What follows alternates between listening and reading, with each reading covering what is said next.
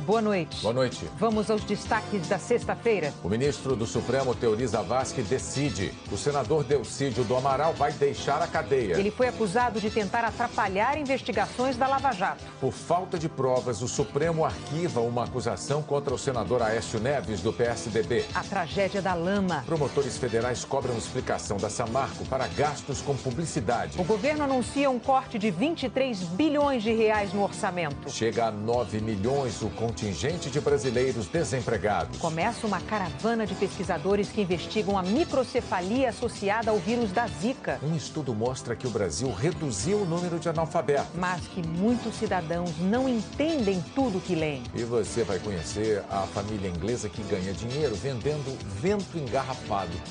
A partir de agora, no Jornal Nacional.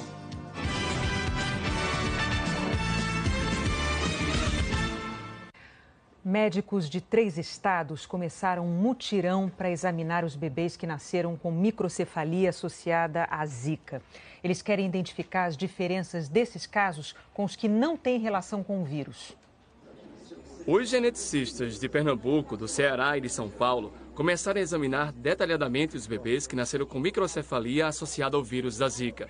Eles medem e fotografam cada criança e conversam com as mães para conhecer o comportamento dos recém-nascidos em casa. Com motivo não só de conhecer essa síndrome da Zika, como ver se aqui e nessa amostra de pacientes tem outras síndromes que não sejam virais, que não sejam pela Zika. A equipe atendeu 40 bebês aqui em Pernambuco e vai fazer esse trabalho também no Ceará, no Rio Grande do Norte, na Paraíba e em Sergipe. Depois de visitar todos esses lugares, os médicos vão comparar as informações dos pacientes para saber se há um padrão da microcefalia entre esses bebês. A gente precisa ter uma descrição clínica detalhada para que a gente possa identificar essas crianças, como hoje a gente faz com outras doenças, como por exemplo síndrome de Down. Então, existem características clínicas que diferenciam as crianças que provavelmente foram afetadas pela Zika em relação a outras microcefalias que já existem por outras doenças anteriormente já vistas. João Guilherme foi um dos bebês avaliados. Ele nasceu com microcefalia há 3 meses e há 2 semanas precisou ser operado. Estava também com hidrocefalia, que é quando o líquido que circula na cabeça começa a aumentar e a cabeça também aumenta. Eu nunca vi nenhum relato de ter uma microcefalia, de ter uma cabecinha pequenininha e depois de um tempo evoluir para hidrocefalia. Então isso não é comum. Então a gente está investigando para entender melhor e saber se existe uma relação realmente com essa doença. Estamos apreensivos, né? Nós fomos pegos de surpresa. Reconheço para você que está uma barra difícil de enfrentar. Estudantes participaram hoje do Dia Nacional de Mobilização da Educação contra o vírus da Zika em mais de 100 municípios mapeados pelo Ministério da Saúde. Em algumas cidades, militares das Forças Armadas deram apoio. A presidente Dilma Rousseff esteve com crianças de Juazeiro, na Bahia. E olha, nas ruas do Brasil, existem sinais muito claros de que nem todo mundo vê a guerra contra o mosquito como uma necessidade. A reforma feita na casa, no barraco, a troca do fogão, do móvel, a faxina. As ruas contam histórias. Mas esse enredo de sonhos e desejos realizados está fora de lugar. O passado, o que ficou velho, não deveria estar aqui. Mas basta dar uma volta para encontrar o perigo espalhado por aí. A população, via de regra, imagina que colocando para fora da sua casa está resolvendo o problema. E, na verdade, a partir daí desencadeia uma série de problemas que muito prejudica a cidade. Aqui um exemplo típico de descarte irregular e irresponsável de entulho de obra. Nós estamos no Morumbi, ali atrás está a favela de Paraisópolis. Aí o pessoal vê que está tudo sujo e vai jogando mais lixo. E a gente encontra aqui um pneu. E adivinha só o que tem dentro dele? Larvas fazendo a festa na água da chuva, bem pertinho das vans escolares. Esse pneu aí já está fazendo aniversário, desde o ano passado que ele está aí. Às vezes falta gente para tirar, sobra gente despejando, como contam os taxistas. A gente briga, fala para eles, não joga aí. Eles falam, não tem lugar para a gente jogar e joga aí. Em outro ponto da cidade, um morador gravou com o celular a proporção que pode tomar o hábito de jogar as coisas ou pagar para qualquer um descartar o que saiu de casa. A montanha de tudo interditou a rua. Pior que dar meia volta é essa mistura de água e lixo. Tá com medo do quê? Da dengue e do Zika também, né? Descobrir o destino certo para os móveis velhos, o entulho, o lixo, pode exigir um pouco de paciência. Um tempinho para pesquisar. Pode dar um certo trabalho, mas é aquele que se cansa, garante o sono do cidadão de consciência tranquila. O Gerson é um deles, dá duro com a obra e com o que sobra dela. Acho que a sociedade precisa um pouquinho de consciência. Podia ser na internet, na prefeitura, mas num papo com o zelador, o Rodolfo descobriu o ecoponto. Eu acho muito bom, assim, eu acho que precisa ter vários desses. Pressionar por mais e melhor coleta é uma das coisas que esse especialista recomenda. A população pode fazer muita coisa, existem sociedades amigos de bairros, existem cooperativas, existem obras sociais que promovem a troca dos resíduos também e que poderiam aproveitar muito esse material até para reuso por populações carentes. Estivemos numa delas. Aqui, o que poderia estar trazendo transtorno e doença vira produto mais barato e ajuda para quem precisa. Tudo que é supérfluo, todo o excesso, tá, ele vai ajudar muita gente, você pode ajudar outras instituições. A Prefeitura de São Paulo declarou que recolheu mais de 32 mil toneladas de lixo em janeiro, que disponibiliza 90 ecopontos na cidade e que multa quem é flagrado jogando lixo em lugar proibido. Quem tem plano de saúde enfrenta dificuldade para fazer o exame que confirma o diagnóstico da Zika, porque a cobertura não é obrigatória. Júlia está grávida de 16 semanas. Há quase um mês, ela teve sintomas da Zika.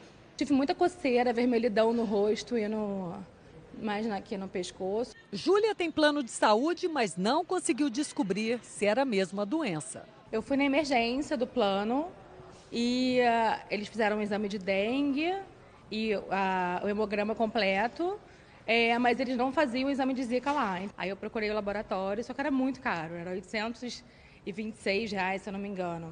Não fez o exame e continuou preocupada. Estou usando meia, fico trancada dentro de casa. Essa é uma situação que vem se repetindo em todo o Brasil com esse cenário de surto de Zika. Por determinação da Agência Nacional de Saúde, as operadoras têm que cobrir exames para diagnóstico de dengue e chikungunya. Mas os testes de Zika não fazem parte da lista de procedimentos com cobertura obrigatória. Nós ligamos para 3 laboratórios no Rio. Eu queria saber se vocês fazem exame para diagnóstico de Zika. Realizamos. Vocês fazem pelo plano de saúde? Realizamos. O segundo não aceita plano. Não, só particular mesmo. A R$ 620,30. E no terceiro, depende do plano. Tem vários planos de saúde que não cobrem esse exame. A Proteste, Associação Brasileira de Defesa do Consumidor, enviou um pedido para que a ANS exija das operadoras a cobertura do exame para diagnóstico da Zika, tanto os disponíveis quanto os que ainda estão sendo desenvolvidos. Mais de 53 milhões de beneficiários não podem ter apenas um diagnóstico presumido da Zika. A gente pede uma antecipação e a revisão desse rol o quanto antes em função do surto que estamos vivendo em benefício do consumidor. A revisão da lista de procedimentos sai a cada 2 anos e a última foi no início do mês passado. O Jornal Nacional procurou a ANS para saber se a revisão pode ser antecipada, mas a agência preferiu não gravar entrevista. Em nota, informou apenas que está fazendo reuniões com as operadoras e órgãos de defesa do consumidor. Os representantes dos planos de saúde também preferiram mandar notas. A Abrange declarou que não há consenso sobre a precisão dos exames disponíveis no país. A FenaSaúde disse que os procedimentos ainda não estão disponíveis para grande parte dos laboratórios e que as operadoras estão levantando aqueles que estão aptos a fazer os exames em âmbito nacional. Júlia e muitos outros usuários de planos de saúde continuam na expectativa. A gente paga muito caro por isso. E diante de uma situação dessa, é o mínimo que eles poderiam fazer. A Organização Mundial da Saúde reconheceu hoje um aumento de evidências da relação entre o vírus da Zika e a microcefalia. Mas a OMS ressalvou que a confirmação pode levar até 6 meses. 41 países já foram afetados pelo vírus. Além do aumento dos casos de dengue e de zika no Brasil, a evolução dos números de outras doenças também preocupa. Essa mulher tomou um grande susto, uma mancha nas costas e um diagnóstico nada agradável há pouco tempo: sífilis. Ela pegou a doença numa relação sexual sem camisinha. Eu nunca imaginei que eu poderia ter sífilis da minha vida, nunca. É muito estranho, assim, é desesperador. Estranho, mas comum. Os casos de sífilis estão crescendo no Brasil, ao contrário do que acontece no mundo. E com graves consequências. Ela pode passar de mãe para filho e causar no bebê danos no cérebro e deformações. A notificação de sífilis em gestantes é obrigatória desde 2005. Em 9 anos, o número de grávidas com a doença subiu de 1.800 para 21 mil. E dados preliminares apontam 28 mil casos em 2014. O tratamento é simples, é usado um antibiótico muito conhecido, a penicilina. Mas o medicamento começou a faltar no exterior e afetou o Brasil. Estados e prefeituras enfrentam dificuldades para comprar o remédio. Um documento interno do Ministério da Saúde relata que no fim de janeiro, 60% dos estados não tinham penicilina. O diretor do Departamento de Doenças Sexualmente Transmissíveis e AIDS pede urgência na compra para combater sífilis em adultos e bebês. Em Goiânia, a Secretaria de Saúde confirma a falta da medicação. Neste posto de saúde... Boa tarde, tudo bem? A senhora tem penicilina? Não tem. O Ministério informou que fez uma compra emergencial de penicilina. Quase 3 milhões de frascos. Os primeiros lotes chegam em março. Especialistas afirmam que estamos em uma epidemia, por falhas na saúde pública e falta de prevenção. O acesso ao pré-natal é ruim, o diagnóstico de sífilis é tardio e o tratamento não está sendo feito adequadamente por falta do medicamento, muitas vezes, e por esse tratamento estar sendo tardio. É espantoso o aumento de número de casos de sífilis, seja no consultório público ou privado, seja nas classes sociais menos favorecidas e até em classes mais altas. Sífilis é uma doença que hoje não escolhe classe social. Os médicos também alertam para o crescimento de outras doenças sexualmente transmissíveis, como gonorreia e herpes genital, que não constam nas estatísticas do governo. O secretário de Atenção à Saúde diz que o hábito do preservativo precisa voltar. O uso da camisinha diminuiu entre jovens, existem várias pesquisas demonstrando isso, e isso amplia o risco não só para sífilis, mas com todas as outras doenças sexualmente transmissíveis. Uma pesquisa sobre alfabetização chamou a atenção para a dificuldade que os brasileiros têm para entender o que leem. O reflexo disso aparece no mercado de trabalho. Começamos pela notícia boa para os brasileiros. Nos últimos 15 anos, o número de analfabetos no Brasil caiu de 12% para 4% da população. Se unirmos analfabetos com os que até leem o nome ou letreiro do ônibus, temos os analfabetos funcionais, número que também caiu. Em 2001 eram 39%, hoje são 27%. A notícia ruim vem, olha só, dos alfabetizados. Hoje, 73% sabem ler e escrever, mas 65% têm algum nível de dificuldade. Então, de acordo com a pesquisa, a gente tem só 8% da população brasileira nesse melhor nível de alfabetização, que consegue ler e interpretar qualquer tipo de texto, por mais complicado que ele seja. Agora, se a gente olhar a divisão por trabalho, por área de trabalho, a gente vai ter 3 setores que têm uma média bem melhor, até maior que o dobro da média nacional. São eles, comunicação, artes e cultura, com 26%, administração pública, 18% dos trabalhadores desse setor estão nesse melhor nível de alfabetização, e educação, com 16%. Bom, esses são os melhores resultados nacionais. Agora, vamos combinar que esses não são números muito bons não, né? Os resultados são ainda piores em outros setores. Construção civil ou indústria tem só 3% no melhor nível de alfabetização. Comércio, 10%. E a área de saúde, apenas 11%. Saúde e educação encontram até uma percentual de profissionais proficientes maior do que outros setores, mas se você pensar especificamente nos dois setores, na importância do letramento, né, do alfabetismo, na saúde e principalmente na educação, o nível é baixo. Quer ver um exemplo? Muita gente que vai prestar concurso corre atrás de reforço. A maioria das questões não é você resolver o problema da matemática. A conta qualquer um faz. Só que é que nem a interpretação do texto, que você tem que pegar a interpretação do texto para passar para a conta. Mas como estamos falando de profissionais já adultos e formados, os pesquisadores garantem que a melhoria da escola não vai resolver o problema desse pessoal. A ajuda tem que vir do próprio mercado, coisa que uma gigante do setor de vestuário já percebeu. Oferece para os funcionários cursos, aulas, programas para estudar em casa. Foi um bom negócio? Treinar é muito melhor do que trocar, não só pelo custo e pelo desempenho. É um dos fatores de retenção muito claro da nossa equipe. Eles querem ficar.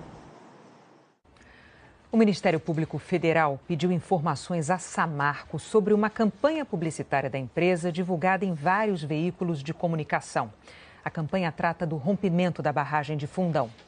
Enviamos um ofício à Samarco indagando os custos, o contrato e as razões para a propaganda institucional por ela feita. Nos chama muita atenção o fato de ela alegar dificuldade financeira para atender uma requisição do Ministério Público para as necessidades emergenciais das vítimas e, ao mesmo tempo, gastar uma enormidade de recursos com uma propaganda que fala por meias verdades. O Conselho Nacional de Autorregulamentação Publicitária afirmou que também passou a investigar o caso depois de receber denúncias de consumidores que questionavam a veracidade das afirmações apresentadas no anúncio da Samarco. O caso deverá ser julgado em março, com base no Código Brasileiro de Autorregulamentação Publicitária. A Samarco declarou que não foi notificada pelo CONAR. Afirmou que a campanha publicitária mostra o empenho de centenas de empregados da empresa e de moradores que se dedicam à assistência de pessoas atingidas e à recuperação ambiental.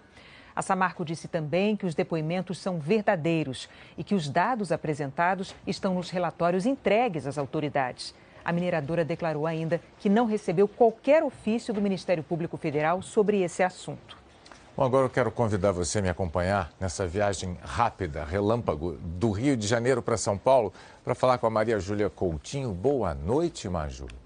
Oi, Bonner, tudo bem? Boa noite para você, para Renata, para todos. Como é que vai ser o sábado? Conta pra gente. Olha, Bonner, eu conto com previsão de pancadas de chuva em pontos isolados na maior parte do território. Olha aqui, olha, nessas áreas em verde claro, aqui que pega litoral da Bahia até Rio Grande do Norte, parte do Ceará, nessa faixa aqui que vai do oeste da Bahia até Amazonas, lá no oeste amazonense também, grande parte do Acre, significa que a chuva pode chegar sem hora marcada. Agora, nas áreas em verde escuro, a chuva deve começar a partir da tarde. E apesar de eu informar diariamente a previsão de chuva forte para a maior parte do país, desde o começo de fevereiro, em alguns lugares a chuva diminuiu e o número de horas com sol forte aumentou. Olha só, é o caso de Brasília. Nos primeiros 18 dias do mês, choveu só 25% do normal lá na capital federal. Já a média de insolação, a quantidade de horas de sol, já está pertinho aqui do normal para o mês. Em Curitiba foi o oposto. Em 18 dias choveu 26% a mais do que o normal e a média de insolação de horas de sol está abaixo aí do esperado. Mas amanhã e domingo serão dias ensolarados em Curitiba. Em Brasília vai ter sol também, Bonner, mas a chuva deve chegar no final da tarde. E o calorão continua ou a chuva ajuda a dar uma diminuída na temperatura? Que nada, Bonner. Vem a chuva, mas o calor volta. Olha só, as máximas aqui. A Macapá, 36 graus amanhã, Campo Grande, 34, João Pessoa, 31. Aí a gente tem as seguintes temperaturas aqui em Porto Alegre, 33, só que lá tem sol, BH 33 com chuva forte, São Paulo com 31 graus e previsão de repeteco aí dessa chuva forte forte. E, aliás, o calor aqui em São Paulo está registrando um dos fevereiros mais quentes desde 1943 e amanhã a chuva pode chegar no meio da tarde, como chegou hoje. E no Rio amanhã tem shows aí dos Stones. O dia vai começar com 21 graus no Rio de Janeiro. Às 3 da tarde, os termômetros podem bater os 40. Aí na hora da abertura dos portões lá no Maracanã vai estar com 38 graus, sem chance de chuva. Aí entre 5 da tarde e aqui, olha, 19 horas, tem chance de pancadão. Às 9h30, quando o Mick Jagger subir ao palco, às 21h30, aí vai estar bem quente, Bonner, 30 graus. Você vai para lá? Não, eu não vou, mas eu estava pensando, as pessoas que vão ver esse show, segundo a previsão que a Maju acaba de trazer, vão ter oportunidade de fazer uma sauna nesse horário que você mencionou, entre as 5 da tarde e as 7 da noite, porque aí você tem chuva, aquele calor extremo e aí aquela sauna a vapor gratuita, bonita, antes do show dos Rolling Stones. Boa, Maju. É isso mesmo. Tchau. Boa noite para você. Boa noite. A seguir, chega a 9 milhões o contingente de brasileiros desempregados. E você vai saber quais são os problemas da Previdência nos Estados Unidos, na Europa e no Japão. 9 milhões e 100 mil brasileiros estavam desempregados no trimestre de setembro a novembro do ano passado. É o contingente mais alto desde que o IBGE começou a fazer a pesquisa dessa maneira. Em um ano, o número de trabalhadores sem emprego subiu mais de 40%. São 2 milhões e 700 mil desempregados a mais. O governo anunciou hoje que vai cortar quase 23 bilhões e meio de reais do orçamento. Mesmo assim, ainda vai pedir autorização ao Congresso para encerrar o ano gastando mais do que arrecada. O diagnóstico do governo é de que o cenário econômico piorou nos últimos 2 meses. A estimativa de inflação subiu de 6,47% para 7,10%. E a previsão é de uma queda mais acentuada do PIB, de 1,9% para 2,9%. A resposta do governo, um corte de mais de 23 bilhões de reais do orçamento. O corte não afeta o programa Minha Casa Minha Vida, obras para as Olimpíadas e de combate à crise de abastecimento de água. 4 bilhões e 200 milhões de reais serão cortados de obras do PAC. A Tesoura vai reduzir em 8 bilhões e 100 milhões as emendas de deputados e senadores e em 11 bilhões de reais o orçamento dos ministérios. Educação e saúde perderam quase 4 bilhões de reais. Não faltarão recursos orçamentários para o enfrentamento do Zika vírus. Também o sistema de saúde, o sistema único de saúde e mais médicos. E no desenvolvimento social, o Bolsa Família está preservado e também vários demais programas terão continuidade do programa Brasil Sem Misérias. O governo queria anunciar os cortes no mês que vem. Acabou se antecipando porque a agência de avaliação de risco Standard & Poor's rebaixou a nota do Brasil pela 2ª vez seguida. Ainda assim, o bloqueio de gastos divulgado hoje é o menor dos últimos 6 anos. E a equipe econômica ainda vai pedir ao Congresso que aprove uma lei que permita reduzir a meta fiscal deste ano. A economia para pagar os juros da dívida pública. Poderia cair de um superávit de 24 bilhões para um déficit de 60 bilhões de reais. 84 bilhões de diferença se a arrecadação cair mais e houver gasto extra com saúde e obras prioritárias.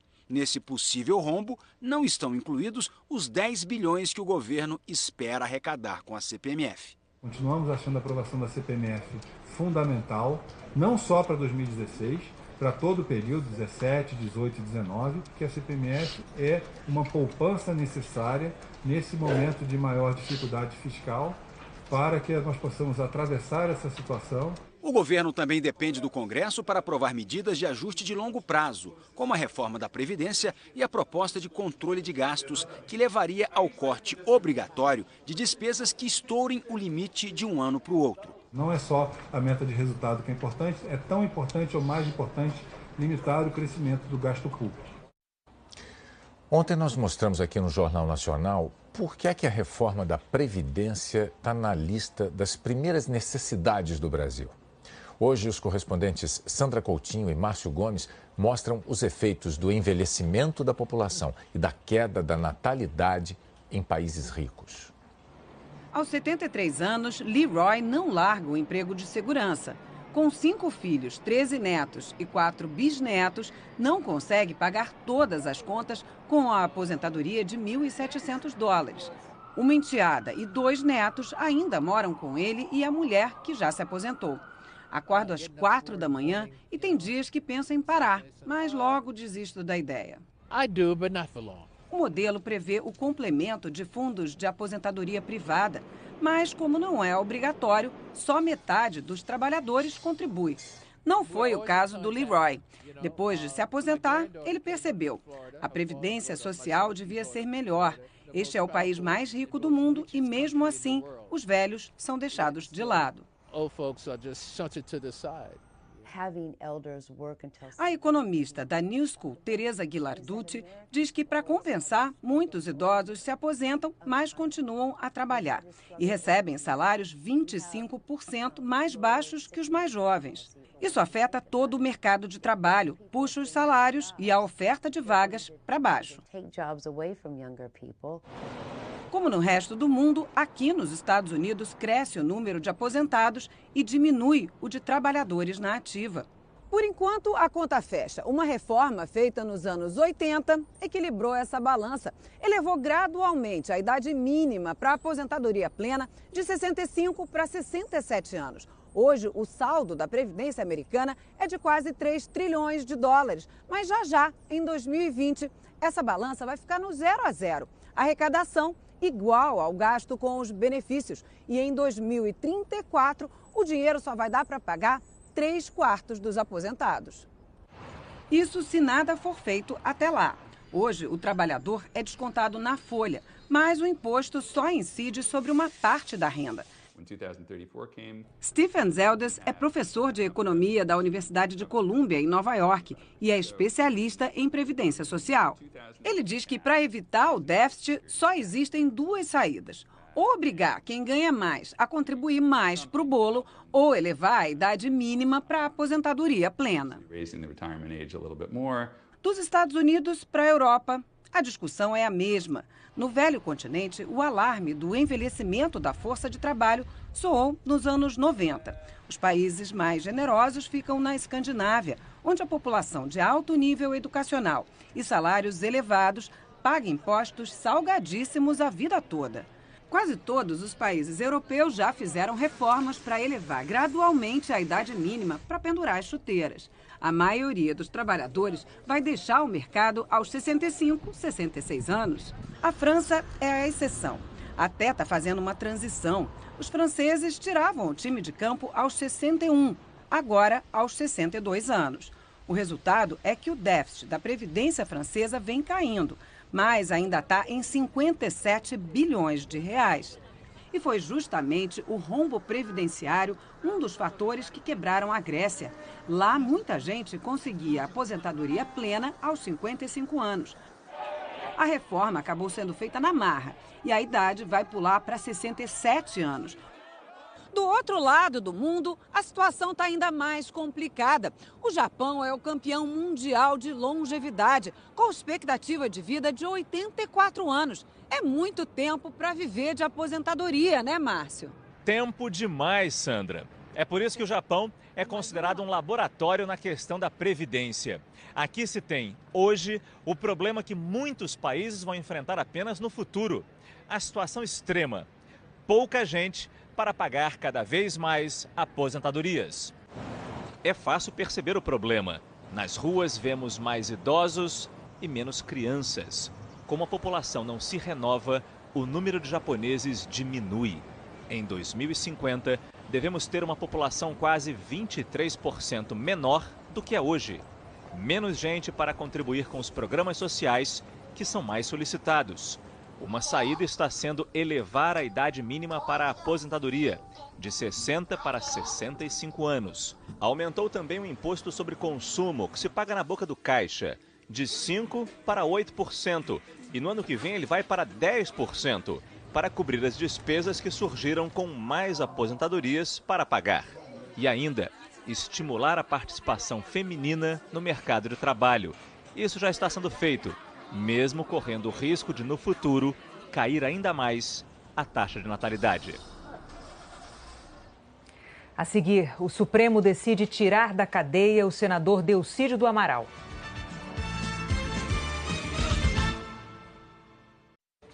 O Supremo Tribunal Federal decidiu conceder o regime de prisão domiciliar ao senador Delcídio do Amaral.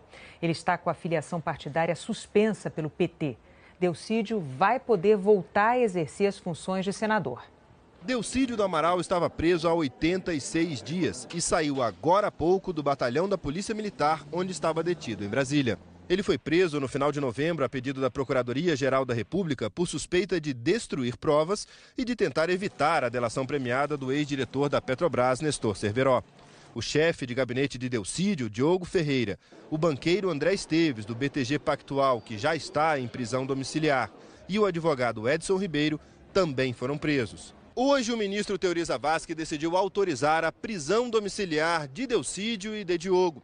Teori concordou com o parecer do Ministério Público Federal, que concluiu que não havia mais motivos para mantê-los presos, porque a delação de Cerveró já foi fechada e eles não oferecem mais risco para as investigações da Lava Jato. Com a decisão do Supremo, Delcídio do Amaral, que estava licenciado do cargo de senador, vai poder voltar às atividades no Senado. Ele vai ter que ficar em casa durante a noite e em todos os fins de semana e feriados.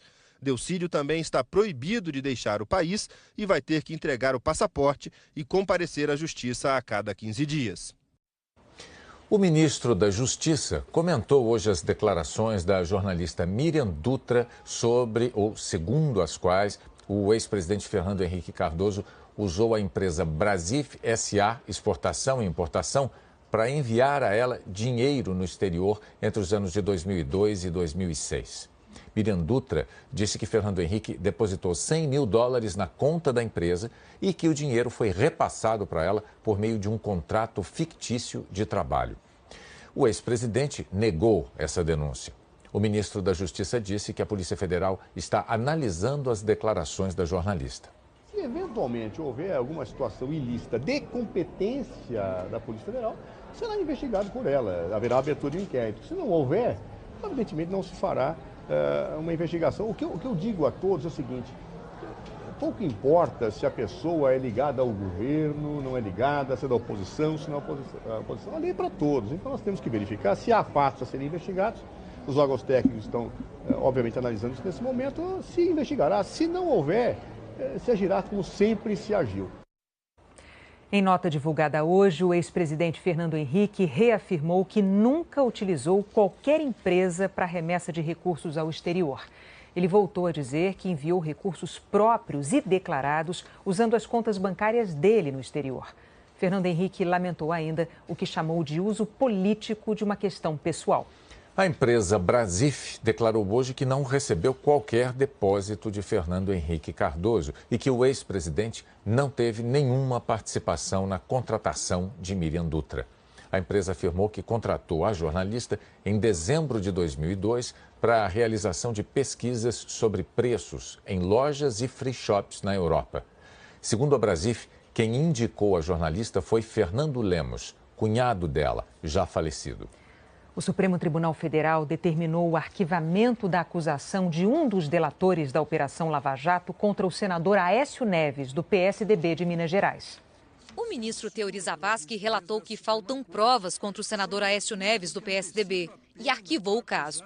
Na decisão, ele afirmou: os elementos indiciários colhidos até o momento não são suficientes para indicar de modo concreto e objetivo a materialidade e a autoria delitivas. Aécio foi citado na delação de Carlos Alexandre de Souza Rocha, conhecido como Ceará, que era funcionário do doleiro Alberto Youssef, responsável pela entrega de propina. O delator contou que levou R$300 mil em 2013 a um diretor da UTC Engenharia, no Rio de Janeiro, chamado Miranda, e que Miranda teria dito que o dinheiro iria para Aécio, que estaria pressionando. Teori seguiu a recomendação da Procuradoria-Geral da República, que afirmou que a versão do delator não batia com a de seu chefe, o doleiro Alberto Youssef. Youssef foi ouvido em setembro do ano passado e disse que nunca tinha ouvido falar em possível entrega de dinheiro para Aécio. Segundo a Procuradoria, outro delator, o dono da UTC, Ricardo Pessoa, também negou que a construtora tenha repassado valores ao parlamentar. Hoje, o senador comentou a decisão. Essa decisão da Procuradoria-Geral da República e do Supremo Tribunal Federal, na verdade, ela desmascara uma farsa, mais uma tentativa de envolver nomes da oposição sem qualquer sentido, sem qualquer indício mínimo que fosse nas citações da Lava Jato. E não é a primeira vez, isso já aconteceu com o senador Anastasia, que teve também suas falsas acusações arquivadas, mais recentemente com o senador Randolfo Rodrigues, também vítima de falsas acusações. A decisão é extremamente importante porque repõe a verdade, mas o que nós queremos é mais do que isso. Nós queremos saber o que está por trás dessas citações, a quem interessa confundir as coisas, a quem interessa tirar o foco da Operação Lava Jato. Por isso, nós do PSDB defendemos o aprofundamento das investigações, saber as razões dessas citações irresponsáveis e criminosas e vamos apoiar a Lava Jato como devemos fazê-lo desde o começo, porque eu tenho certeza que dela pode surgir um Brasil diferente. A seguir, uma família inglesa ganha dinheiro engarrafando vento. Morreu hoje aos 89 anos a escritora americana Harper Lee, autora de O Sol é para Todos, um clássico da literatura mundial. A obra faz um retrato da injustiça racial no sul dos Estados Unidos e ganhou o prêmio Pulitzer de ficção em 1961.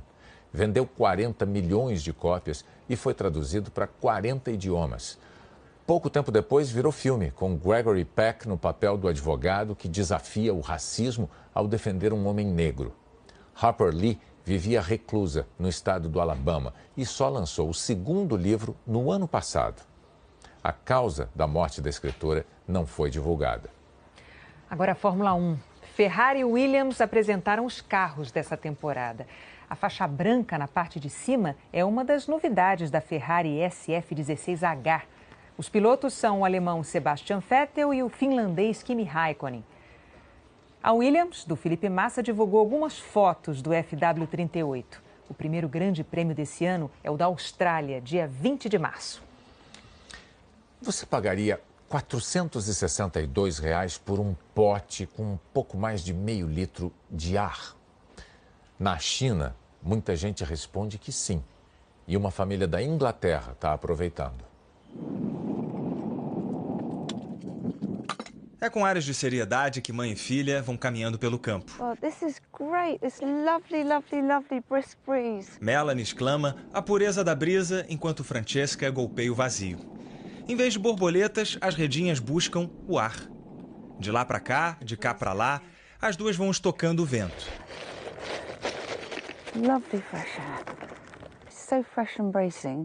A veterana caçadora anuncia que não tem nenhum poluente na fazenda de ar. É fresco, bom para você e o melhor, disponível. O que ela chama de deleite é vendido a 80 libras, quase R$500 por um pote de ar. É picaretagem?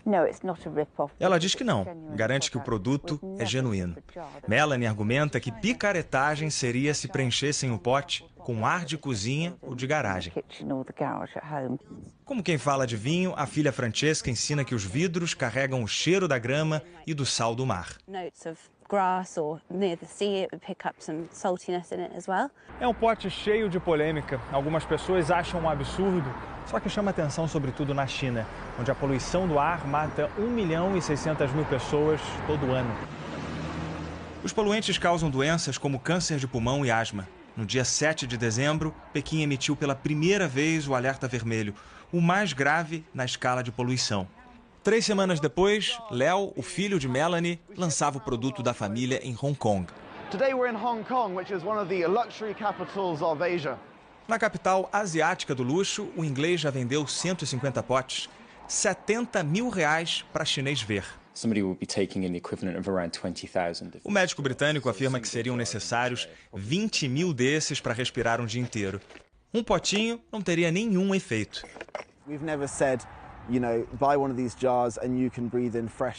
Léo defende que nunca vendeu o produto para ser respirado. Só disse que o pote contém um sopro. A única ciência que ele domina é a publicidade. Com especialização em comportamento humano, Léo conta como transformou um pote de ar em artigo de luxo. Vestido de esperteza e roupas britânicas do campo, ele promete frescor. às 5 da manhã, busca a primeira brisa do dia. O trabalho em família remete à ideia de tradição. Debruçadas no mapa de vento, forjam a imagem de especialistas. E para testar esse conhecimento, ofereci o primeiro pote que encontrei. Perguntei se queria provar o ar da Amazônia. Ele só aceitou se fosse de graça. O conhecedor dos ventos descobriu o cheiro de café no vidro que esqueci de lavar. É assim, na esportiva, que Léo faz negócio. O astuto vendedor afirma que seu produto é 3 em 1. Chama atenção para a poluição, ataca o consumismo e evita que os bolsos dele fiquem cheios de ar. This is lovely. Wow, what a breeze. No Globo Repórter de hoje, você vai conhecer uma região surpreendente no estado de Santa Catarina, com paisagens deslumbrantes e cidades campeãs em qualidade de vida. Estradas cobertas de verde, construções que parecem ter vindo de outros países. Uma região onde os salários são melhores e sobram empregos. Nas escolas públicas, crianças aprendem em alemão e português. Nossos repórteres atravessam o circuito mágico dos ciclistas, 350 quilômetros num cenário de tirar o fôlego.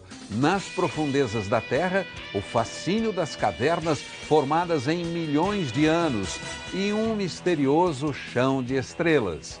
Tudo isso você vai conhecer no Vale Europeu, hoje no Globo Repórter. E depois de Lista Negra, tem as notícias do Jornal da Globo. Boa noite. Boa noite, bom fim de semana.